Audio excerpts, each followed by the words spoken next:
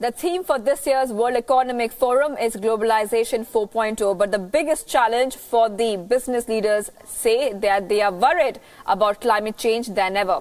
The barrier is not stopping them from chartering private jets in record numbers, though. Now, according to our air charter service data, the convenience and comfort of flying privately rather than commercially appears to outweigh any concern about the outsized carbon footprint it involves.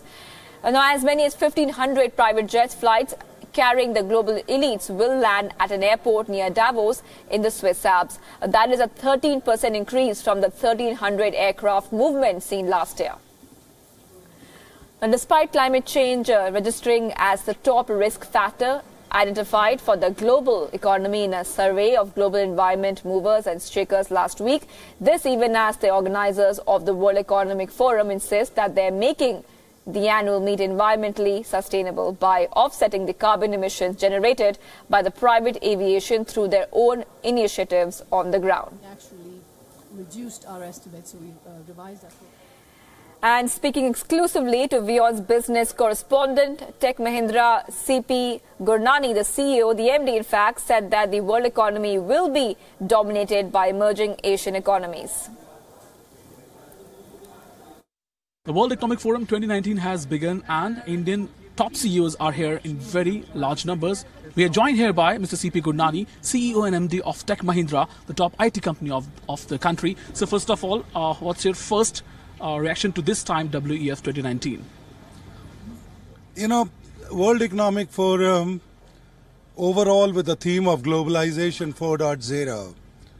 And you know what is intriguing was on one end you saw all the stresses that the US or China, other end the Brexit versus Europe, you know, some say the hope for the globalization is the Asian economy, the emerging markets economy.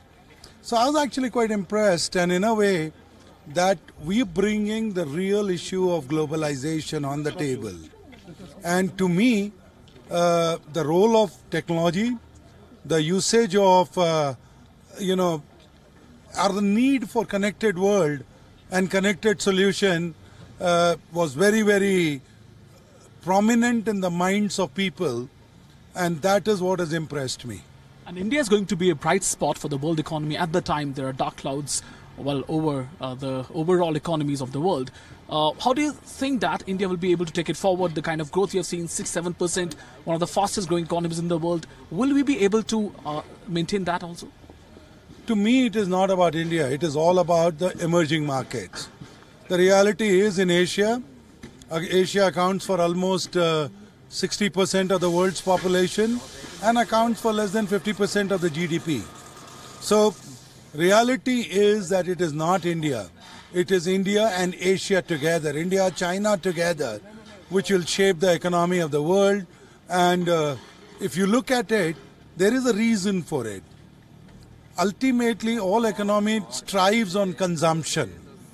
And the consumption will only come where there are people. So, I think India is definitely going to sustain the momentum, but more important is Asia sustaining the momentum. And back home, budget is just around the corner. This time it would be vote on account.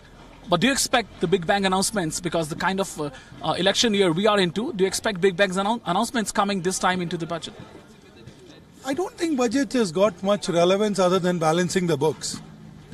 The reality is for India, it is more about financial discipline, more about, you know, bringing in a budget which is inclusive, bringing in a budget which will have, you know, employment issues addressed, bringing in a budget which takes into account some of the farmer stresses that we are going through. And I do believe that, you know, whatever that budget is, it's got nothing to do with election year. It has got more to do with addressing the needs of the nation. One last question. We have seen the farm loan waivers and other SOPs being announced by the governments who have come to power now also. Is that a concern for you? Do you think fiscal deficit will be impacted because of such measures? I mean, these are decisions which the government has to do and take.